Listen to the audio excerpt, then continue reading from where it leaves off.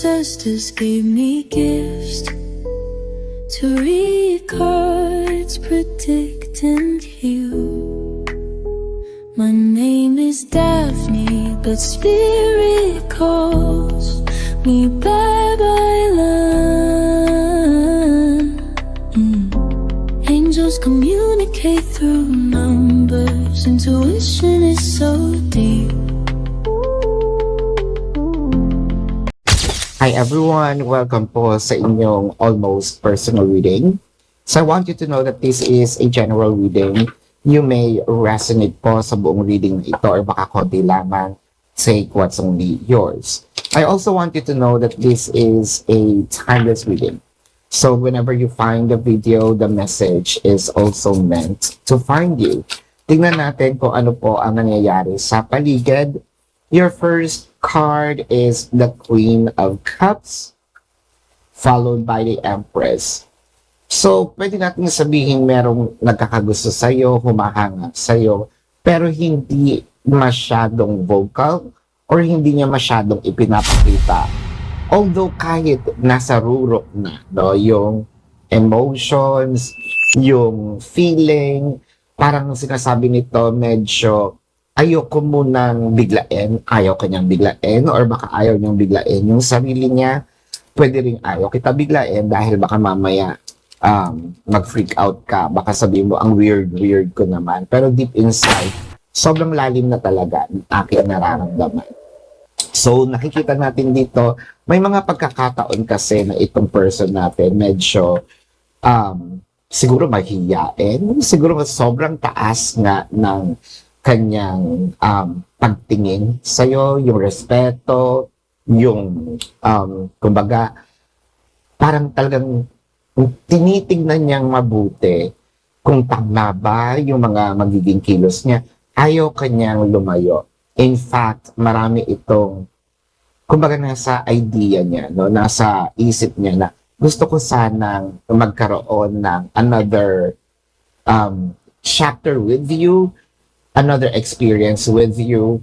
It can be a different one from what we have, much deeper, may puso, may, kumbaga, may interactions. Siguro itong person na ito, sabihin natin, wala pa naman yung mga cards, no? Pwedeng nakita mo na, or baka hindi pa nagpapakilala sa iyo, or nagpakilala na, or kilala mo na ito. Pero kasi with the three, chances are, nag-aantay ito. The Three of Wands. Pwede rin naman no? Kasi Three of Wands, pwede nag-aantay ako ng sign para mag-approach or pwede magkakilala. Hindi pa tayo magkakilala noon. Pwede rin naman magkakilala na kasi yung Three of Wands, pwedeng magkausap na tayo pero wala kang idea na mahal kita. Okay, wala pa naman dito yung mga cards. Tingnan natin yung mabuti. Kasi the Three of Wands already showed up. Meron ditong inaantay. It could be the proper timing. It can be yung lakas ng loob. It can also be yung, sabihin natin, meron na ba akong kakayahan? No? Or tatanggapin kaya niya ako? With the Nine of Cups, I feel like, hindi ko alam kung sino merong wish dito. Baka probably ikaw din. Nafe-feel mo na baka ikaw din may crush ka rin sa kanya, hindi mo sinasabi. So parang nag-aantayan kayo. Or kung siya lang ang may gusto sa iyo, parang nakikita natin na yun nga nahihiya. Pero ang wish nito is magkaroon kayo talaga ng connection. Parang feeling ko nga noong pa yung emotions na ito. Hindi naman natin pwedeng sabihin na bulok yung yung emotion. Pwede natin sabihin it was kept for a little while na. The High Priestess, so ayun naman pala. Meron ka palang idea kung sino ito. So meron ka palang idea na itong person na ito is somewhat, no, sabihin na natin nag-assume tayo. Or meron tayong hinala na, may gusto sa akin ito.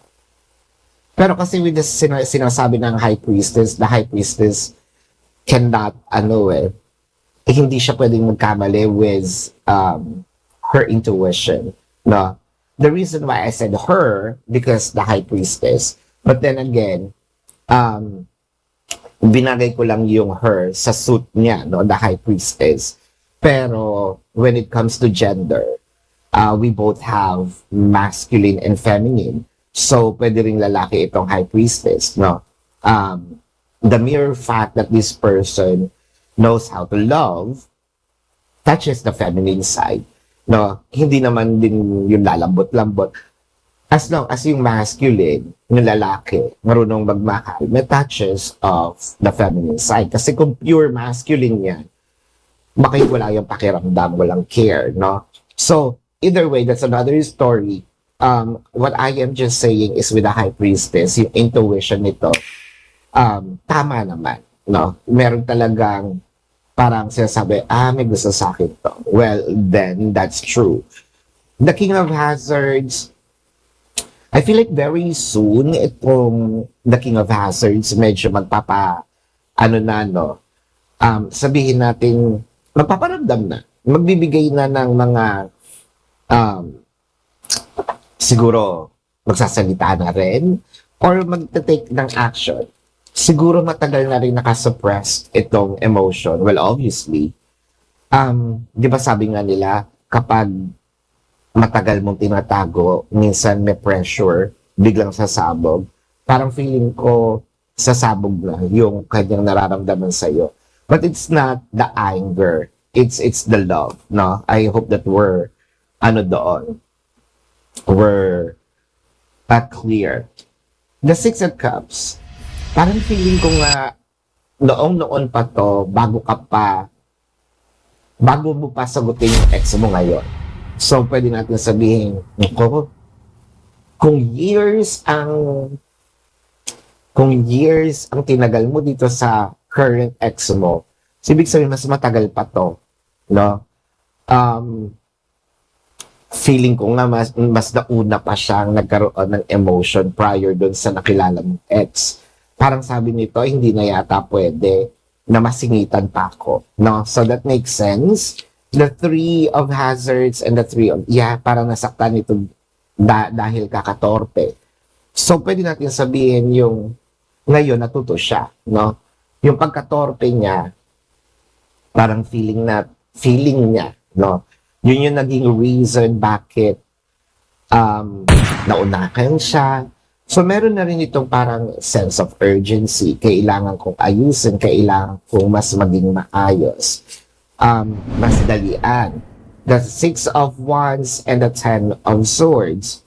So parang ngayon ko na gagawin, ngayon ko na ibibigay, hindi na pwedeng mawala ito with the Four of Cups. Hindi na ako magbabagal-bagal. Parang the Magician and the Six of Hazards. Sisimulan ko na. Pinangako nito sa sarili niya na hindi na ako magbabagal, hindi na ako magpapatumpik-tumpik. Mas ibibigay ko ngayon, no? Mas susundin ko yung puso ko.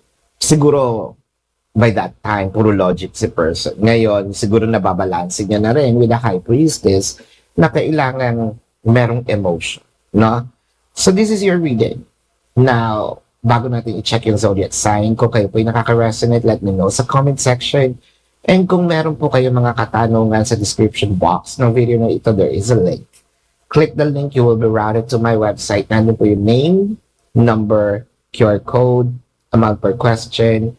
Take advantage of the 4 questions plus 1 kasi discounted na po yun. And if you want to book a private reading, nandun din po siya. Now, I'm seeing here, tingnan natin yung zodiac sign na. This can be your sun sign or a placement in their chart. Ganon din siya, sun sign or placement ng kanyang chart. I am seeing a Virgo, Cancer, Libra, Taurus, Scorpio, Leo, Aquarius, Capricorn, Aries, Pisces. Ayan. So this is your reading. Maraming salamat. Love and light. Namaste. See you po sa susunod na readings. Goodbye.